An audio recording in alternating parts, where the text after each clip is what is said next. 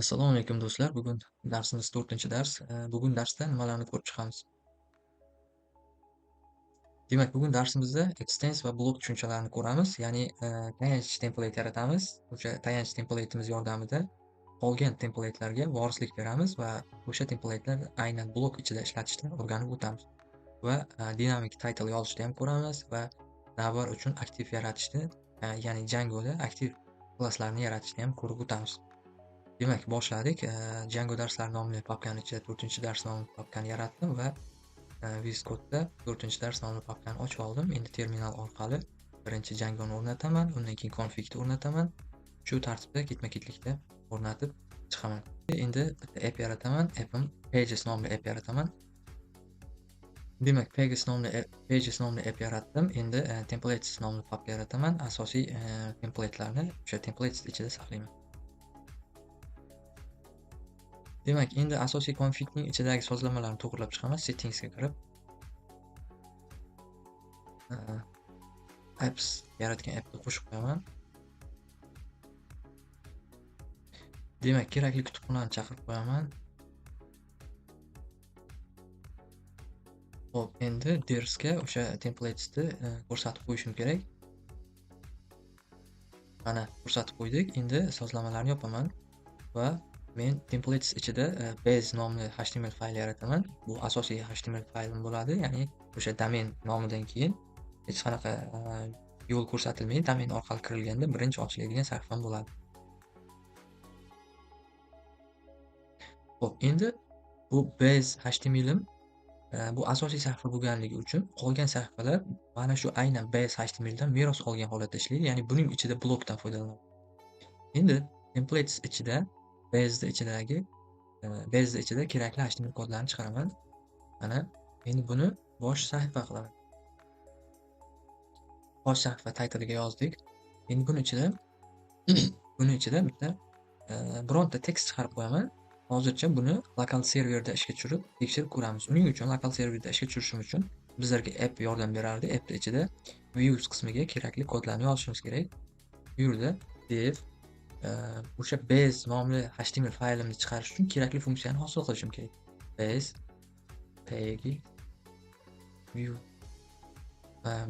page view nomli funksiya hosil qildim va returnda aynan base HTML sahifasini qaytarib qo'yaman va buning ichida o'tgan darslarda ko'rgandek URLs yaratgandik. URLsni asosiy config'ning URLsiga bog'lab qo'ygandik.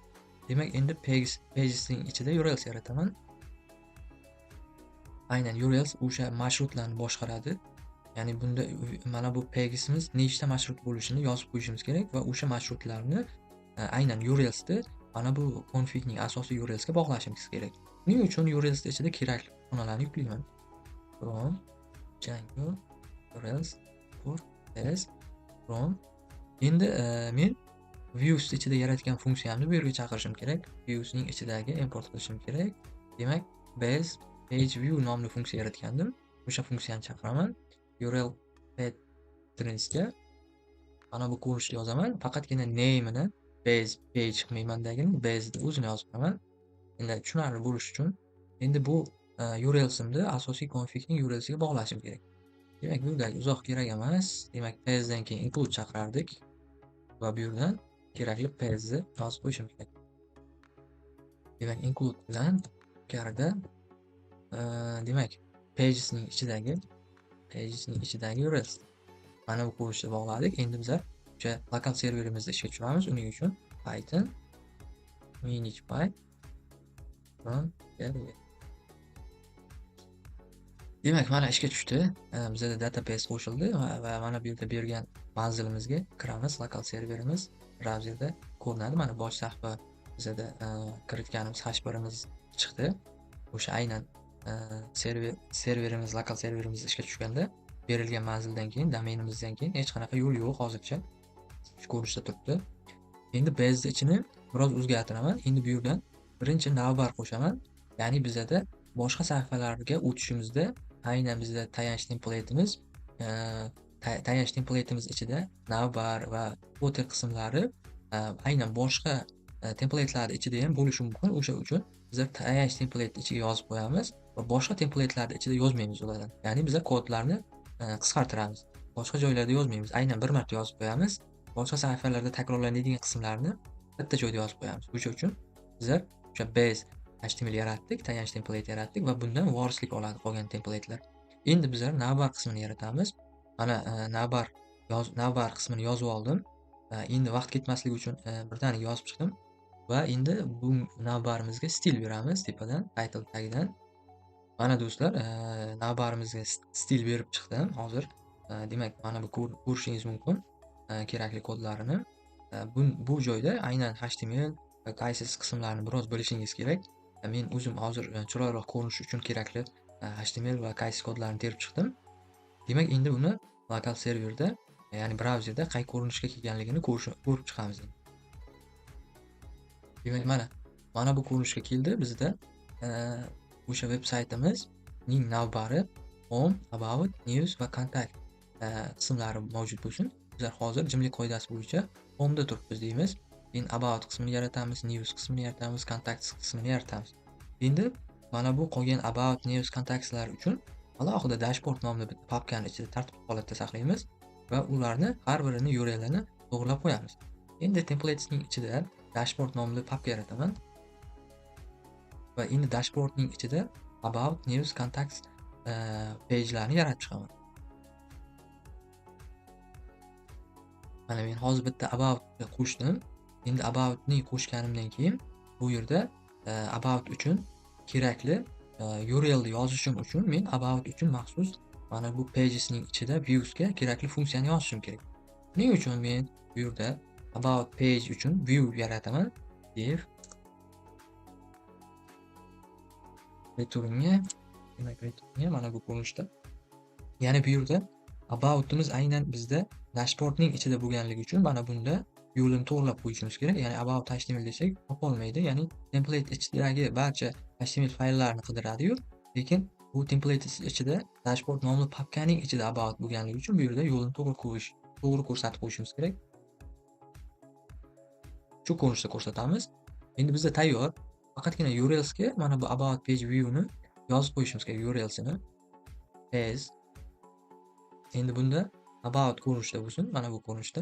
Faqatgina bizda about deb yozadigan bo'lsak, about page view ni bizlar faqatgina import qilib views ichidan chaqirmadik. O'sha uchun bu yerdan about page chaqirib olamiz. Endi to'g'ri ishlaydi. Xo'p, endi bizlarda base ichiga kiramiz. Base ichida mana bu about ga URL yozib ketishimiz kerak. URL yozishimiz uchun mana bu ko'rinishda yozardik. URL. Demak, o'sha about uchun maxsus yozgan URLimizning name'ini shu yerga yozishimiz kerak. Demak, about nomlagandik. Mana ko'rishimiz mumkin URL ichida, ya'ni mana shu page'imiz, mana shu marshrutimiz nomi, name'i about bo'lganligi uchun bizlar aynan base ichida about o'tadigan qismga bizlar nima deb yozdik? Aynan o'sha about deb URLni ko'rsatib qo'ydik. Xo'p, endi blok yaratishimiz uchun nima qilamiz? Buning uchun bizda mana bu blok yaratish birinchi bo'limda bizlar ko'rsatib qo'yganmiz blok content va end block deb yozganmiz. Ya'ni aynan mana shu yozilgan Django'dagi yozilgan blok qismini mana shu kod base HTML ichiga qo'yamiz. Ya'ni mana buning o'rtasiga, mana shu o'rtadagi mana shu joyga, ya'ni bu boshlanishi va oxiri mana shu yerga aboutning ichidagi barcha yozilgan kodlar kelib joylashadi. Ya'ni bizlar o'shaning ichida aboutning ichida ko'rsatilgan kodlarimiz shu yerga kelib joylashadi. Ya'ni bu yer asosiy sahifa bo'lganligi uchun. Ya'ni about ichida ham navbar bo'lishi kerak yoki footer qismlari bo'lishi kerak bo'lsa, aynan mana shu ko'rinishda yozib qo'yishimiz kerak. Endi aboutning ichiga bizlar kerakli kodlarni yozib qo'yamiz. Buning uchun bu yerda biz extends base HTML qismini yozishimiz kerak. Mana shu qismini yozmasak agar bizda qaysi HTML faylga, ya'ni bu yerda blogimiz qaysi HTML faylga uzatishini aniq biza ko'rsatib qo'yishimiz kerak. Buning uchun bizlar extends base HTML ga yo'naltiryapmiz. Ya'ni bizlar mana shu base HTML ning to'ldiradigan joyini bizlar aynan mana shu yerda ko'rsatib o'tishimiz kerak.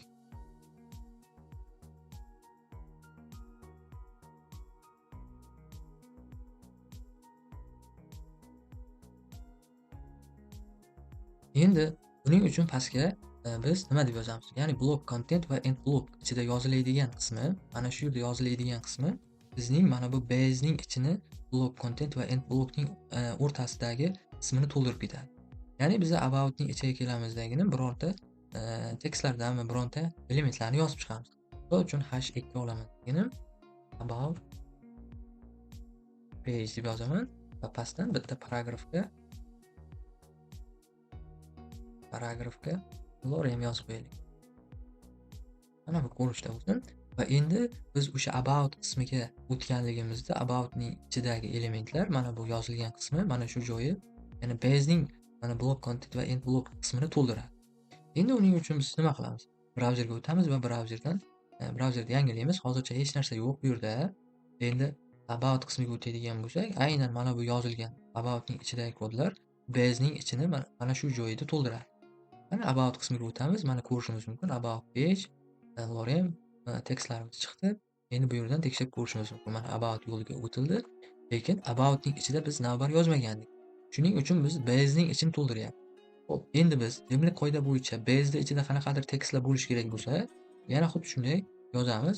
h2 ning ichiga bu base, ya'ni home page bo'lsin.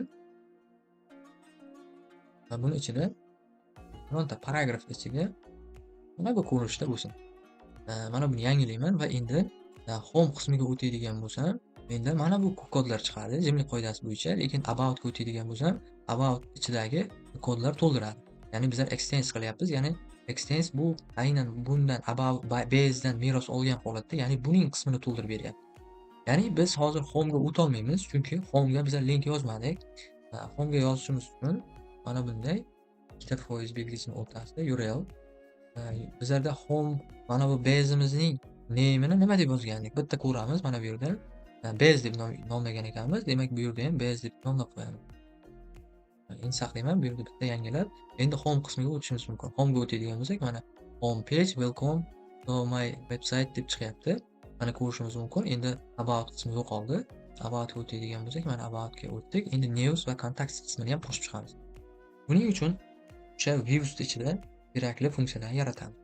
Birinchi news uchun yaratamiz deb, demak, news page view returnga mana bunday dashboard news html da qaytaryapmiz. Keyingi funksiyani ham yaratdik birdaniga. Demak, contact page view returnga mana bu ko'rinishda contact va bizda hozircha news html, contacts html larimiz yo'q. O'shalarni ham yaratib qo'ydik shu yerda. Demak, news html va contact.html mana yaratib qo'ydik. Hozircha mana shu ko'rinishda tursin.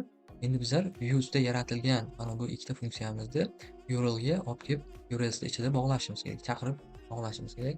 Buning uchun bizlar news page view nomli funksiya yaratdik va contacts page view nomli funksiyalarimizni chaqirib oldik. Endi bu yerda page'larga yozib ketishimiz kerak. Page news uchun mana bu ko'rinishda, contacts uchun mana bu ko'rinishda bo'lsin. Bu yerda uzoq kerak emas. Demak, bo'ldi hozircha. Asosiy config ga bog'langan. Config deb yopib qo'yaman. Bu ham page qismi ham bo'ldi. Bizda yozib bo'ldik. Asosiy page'larimiz hammasini yozib bo'ldik. Endi buni yopaman. Bularni yopib page da ham yopib qo'yaman. Endi bizda base ichida mana bularga URL yozishimiz mumkin. Demak, ikkita foiz belgisi, demak URL. Demak, uchinchisi news qismi edi. News nomli URL yaratdik va keyingisi foiz URL contact edi. Endi aynan bizlar about qismida yozgan kodimizni nusxalab news ga ham qo'yamiz va news ichida news ham base'ni to'ldirish kerak va bu yerda about page emas, news page bo'lsin. Keyingisi contact ichiga ham joylaymiz. Aynan bu ham contactdan base'ni to'ldirsin. Buni about page emas, contact page bo'lsin. Mana shunday yozdik. Endi bizda mana shu asosiy base html'imizni URL'larini ham, navbatli URL'larni yozib chiqdik. Endi biz brauzerda tekshirib ko'ramiz. Demak, buni yangiladim va about qismiga o'tib ko'raman, news qismiga o'tib ko'raman, mana contact qismiga o'tib ko'raman. Har bitta qismi ishlayapti. Endi bu yerda e'tibor beradigan bo'lsak, o'sha title'imiz lekin o'zgarmayapti. Mana bosh sahifa ko'rinishda turibdi. Endi bizga dynamic title yozishni ham o'rganamiz birdaniga. Dynamic title'ni qanday yozishimiz mumkin? Demak, uning uchun mana biz yozib olgan rejamizda keyingi qismi dynamic title. Dynamic title'ni yaratishimiz uchun, ya'ni block title va end blockdan foydalanamiz. Ya'ni bunda ham block qo'yamiz. Ya'ni bu qismida bizlar aynan title ichiga aynan block title'ni yozib ketishimiz kerak. Buning uchun mana title sahifasiga o'taman, title qismiga o'taman va bu yerga demak mana bu ko'rinishda yozdim. Mana block title va end block. Endi o'rtasiga bosh sahifa deb yozaman. Va endi buni nusxalayman. Keyingi qismiga mana bu sahifalarga about, contacts, newslarga aynan block title ham qo'shib ketaman. Mana bu yerdan qo'shib ketsak bo'ladi. Endi bu qismida about page, about sahifasini ko'rsatish kerak bu yerda title. About deb yozib ketaylik. Endi contact qismiga o'taman va kontaktga ham xuddi shunday joylab ketaman. Bosh sahifani kontakt yozib qo'yaman. Endi newsga o'taman. Newsga ham xuddi shunday to'g'rilab qo'yamiz. Mana. Endi avtomatik ravishda mana bu sahifalar yangilanganda mana bu blog titleimiz aynan qaysi sahifani to'ldirayotganda, masalan, newsga keladigan bo'lsak, base HTML da to'ldirishimiz kerak, extend qilishimiz kerak.